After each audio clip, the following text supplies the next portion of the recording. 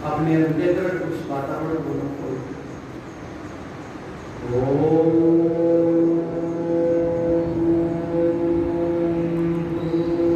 भुवस्वः तत्सवितुर्वरेण्यं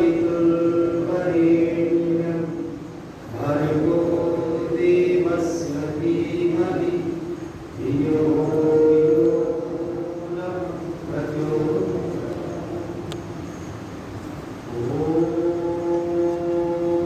पावकानां सरस्वती वाजेभिर्वाजिनीवति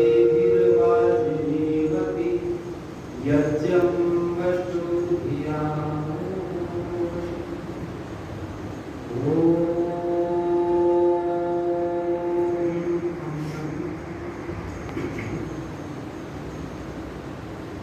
व्याख्यान वेदी पर विराजमान आर्य समाज धर्मवाला के यशस्वी पुरोहित पंडित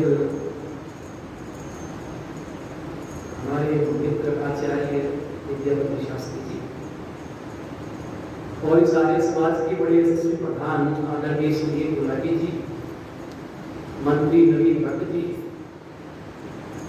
जिला प्रतिनिधि सभा की प्रधाना माता श्रीलता खट्टर जी, आर्य समाज कोड़ागढ़ के यशस्वी प्रधान श्री ज्ञानचंद गुप्ता जी, समक्ष बैठे हुए आदरणीय बुजुर्गों, पूजनीय वंदनीय मातृशक्ति प्यारे बच्चों,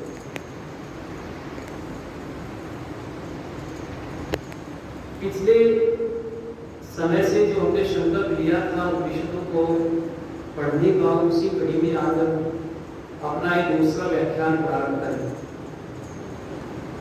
मैंने एक निवेदन भी किया था कि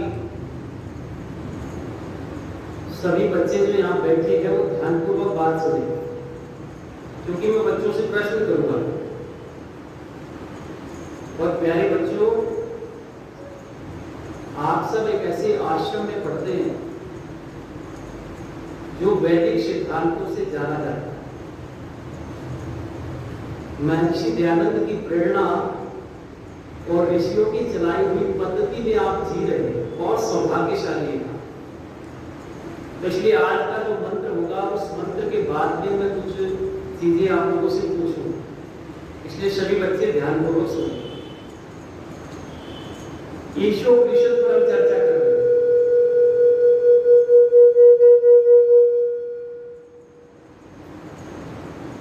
और ये ईशोपनिषद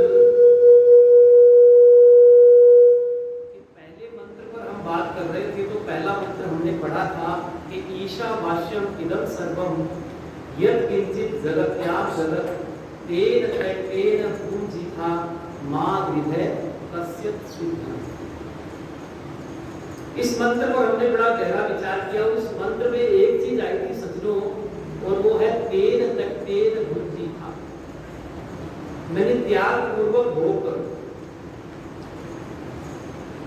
अब जरा विचार करके देखना, मंत्र कह रहा है, ईश्वर कहते हैं कि त्याग पूर्वक भोगो, लेकिन लोगों ने क्या कहा कि हम त्याग पूर्वक नहीं बल्कि भोग पूर्वक त्याग करें। इसको बदल दिया। शास्त्र कहते हैं, वेद कहते हैं कि त्याग पूर्वक भोग करो, लेकिन लोग कहते हैं कि भोग पूर्वक त्याग करेंगे। अब कैसे करते हैं? आपने देखा होगा कि जब वस्त्र, किसी व्यक्ति के वस्त्र पुराने हो जाए तो उसको क्या करता है? दान करता है। वो चाहता है कि मैं दानी भी बन जाऊं। पहले उसका भोग कर लिया, लेकिन भोग करने के बाद में अब दान करना चाहता है। इसको कहते हैं भोग पूर्वक त्याग। कोई व्यक्ति आपके पास में आया, बाहर से आया, उसको भूख लगी है, तो भूख आया, भोजन करके बैठे हैं, तो आपके मन में 1% विचार आया कि पहले मैं कर लूं, जो बचेगा बाद में खिला देंगे। इसको कहते हैं भोग पूर्वक त्याग। लेकिन शास्त्र इसका निषेध करते हैं। वो कहते हैं ऐसा नहीं है, आप त्याग पूर्वक भोगो, पहले त्याग करो, पहले दूसरों की फिक्र करो, समाज के लिए जियो, तो आप समझ लीजिए कि इस समाज में ऐसा जीवन जिएंगे जो वेदोक्त होगा, जो शास्त्रोक्त। अब यहाँ एक चीज कही गई है कि भोग करें, त्याग पूर्वक करें, और त्याग पूर्वक भोग करने से व्यक्ति देवता कहलाता है। अब जरा विचार करना, आज के मंत्र को भी पकड़ेंगे, लेकिन मैं निवेदन कर रहा हूं कि जो त्याग करता है वो देवता कहलाता है, और जो स्वार्थ में जीता है, जो केवल अपने लिए जीता है, वो राक्षस कहलाता है। राक्षस में और देवता में अंतर क्या है, थोड़ा सा जरा विचार करके देखना। कहते हैं एक बार ब्राह्मण ग्रंथों में एक कहानी आती है, आगे हम पढ़ेंगे ब्राह्मण ग्रंथों को भी, तो उसमें छोटी छोटी रोचक कथाएं हैं। उन कथाओं के माध्यम से, दृष्टांत के माध्यम से, कहानी के माध्यम से उन हमारे महर्षियों ने, ऋषियों ने गूढ़ तथ्यों को समझाया। तो ब्राह्मण ग्रंथ में कहानी क्या आती है कि कहते हैं एक बार राक्षस और देवता दोनों प्रजापति के पास में गए। किसके पास में गए बच्चों? जोर से बोलेंगे। राक्षस और देवता दोनों प्रजापति के पास में गए, और वहां जाकर के राक्षसों ने एक बात कही कि भगवान एक चीज बताओ, हम भी आपके पुत्र हैं और ये देवता भी आपके पुत्र हैं, लेकिन आप हमेशा देवताओं का साथ देते हो, आप हमेशा देवताओं के साथ खड़े रहते हो, कारण क्या है? हम भी तो आपके मानस पुत्र हैं, आपने कभी खुल करके हमारा साथ नहीं दिया है, इसका कारण क्या है? तो प्रजापति कह रहे थे कि कारण जानना चाहते हो? कि हाँ, कि ठीक है, कल आपका भोजन है मेरे यहाँ, आपको मैं भोज पर आमंत्रित करता हूं। तो प्रजापति ने राक्षसों को भोज पर क्या किया? आमंत्रित किया, बुलाया। लेकिन राक्षसों ने एक बात कही कि हमें आप भोजन पर बुला रहे तो क्या देवताओं को भी आएंगे, देवताओं को भी बुलाओ। प्रजापति कहने लगे हाँ, मेरे लिए तो दोनों बराबर है, आपको बुला रहा हूं तो देवता को बुलाओ, तो वो भी है। अब कहते हैं देवता भी आ गए और राक्षसों को भी बुला लिया प्रजापति ने। उनके यहाँ कभी तो किसी बात की थी नहीं, भंडार भरा हुआ था भोजन। अब जब राक्षस भी पहुंच गए और देवता भी पहुंच गए, तो राक्षसों ने एक बात कही, देखो जिसकी नियति में फर्क होता है ना, वो राक्षसों ने वहां झलकित कर दिया, उन्होंने दिखा दिया। राक्षस कहने लगे पहले प्रजापति भोजन हम करेंगे। क्या बात बोली? पहले भोजन हम। अब नियत में फर्क था, क्योंकि सोच रहे थे कि भोजन यदि देवताओं ने पहले कर लिया तो भोजन समाप्त हो जाएगा, हमको कुछ मिलेगा। अब जब ये बात कही कि भोजन हम पहले करेंगे, तो प्रजापति ने कहा ठीक है, तुम्हारी एक शर्त है तो मेरी भी एक शर्त है, और मेरी शर्त यह है कि तुम्हारी हाथों पर पट्टियां बांधी जाएंगी। ये जो हाथ है ना, इस पर क्या बांधी जाएंगी? यहाँ पट्टियां। जब हाथों पर पट्टियां बन जाएंगी तो हाथ ऐसे नहीं मुड़ेगा। कहते हाथों में पट्टियां बांधी जाएंगी तो ऐसा हुआ, ठीक है। राक्षस फिर कहने लगे क्या देवताओं के साथ भी ऐसा ही होगा? मैंने अपनी नाक कटे तो कटे, और दूसरे की ये अंतर कि ठीक है, ऐसा ही होगा, देवताओं के साथ भी ऐसा ही होगा जैसा तुम्हारे साथ किया जाएगा। सेम रूल्स है, सेम कानून है, जब दोनों के समान रूप से।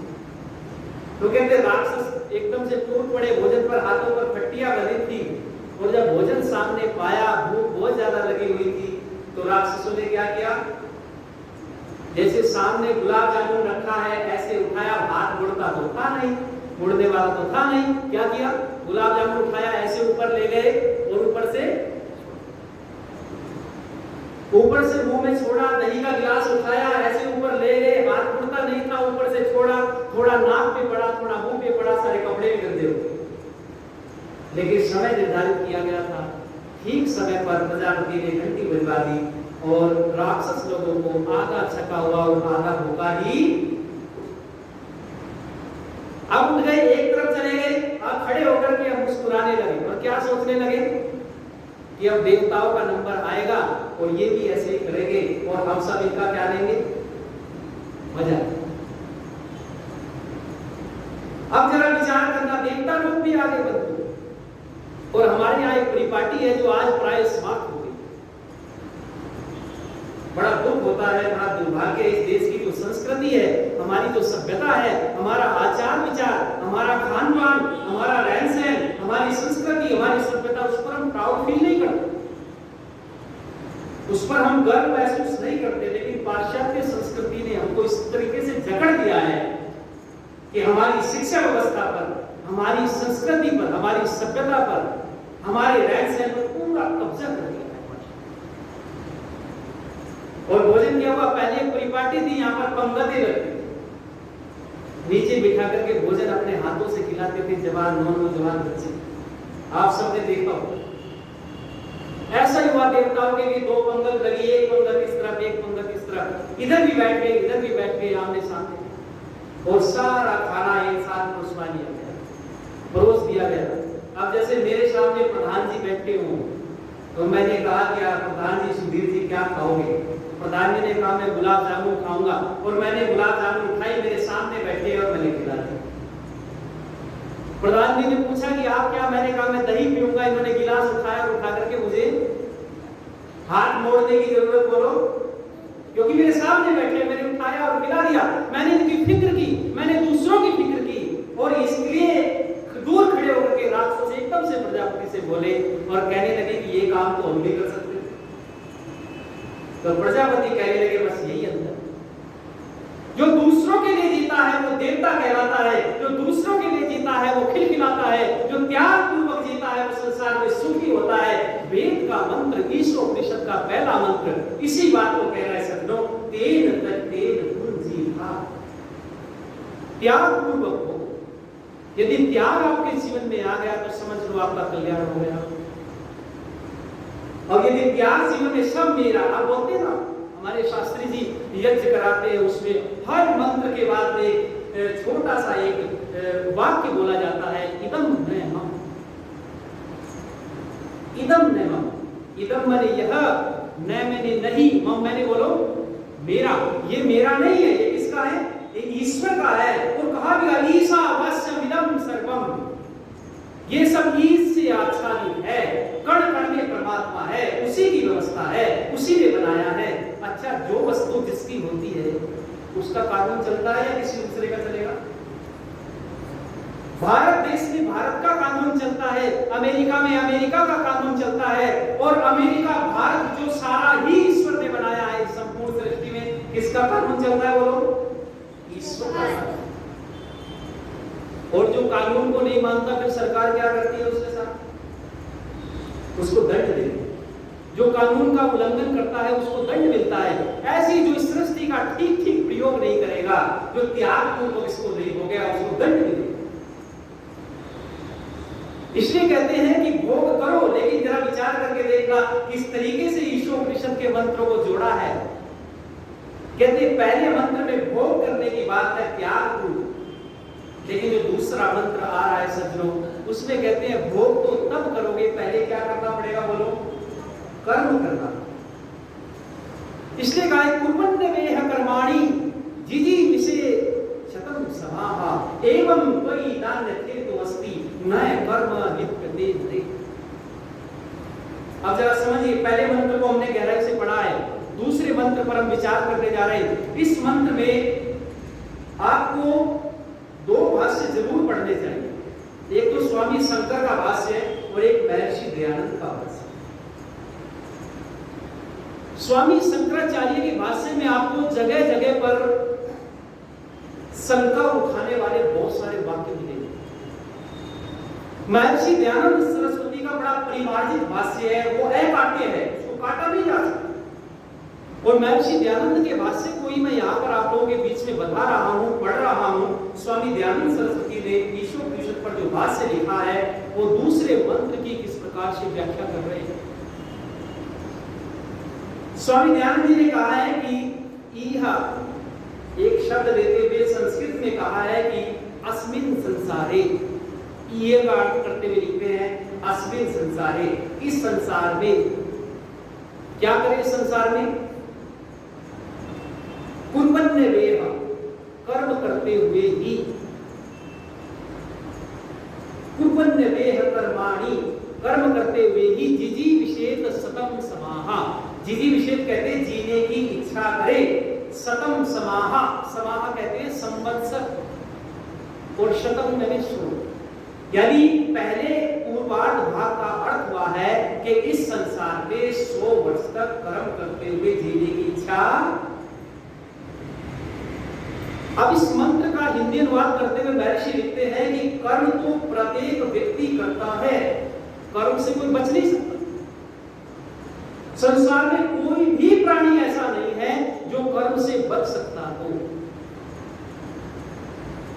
तो इसलिए कह रहे हैं कि कर्म करते हुए 100 वर्ष तक जियो। तो फिर कौन से कर्म, प्रश्न पैदा हुआ कि कौन से कर्म करते हुए 100 वर्ष तक जिए? तो महर्षि दयानंद ने कहा है कि निष्काम कर्मों को करते हुए 100 वर्ष तक जिए। अब देखो यहाँ निष्काम की परिभाषा क्या दी है? निष्काम किसे कहते हैं? कि संसार में जियो, संसार में कार्य करो, संसार में व्यवहार करो, लेकिन संसार से अलग होकर के करो।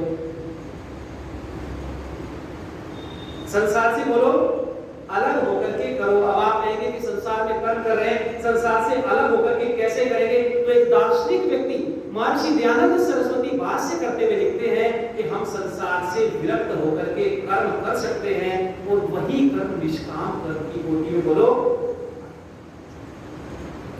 अब वो निष्काम कर्म की कोटि में कैसे आती है? एक छोटा सा उदाहरण दे रहा हूं, आपके समझ में आ जाएगा आसानी से।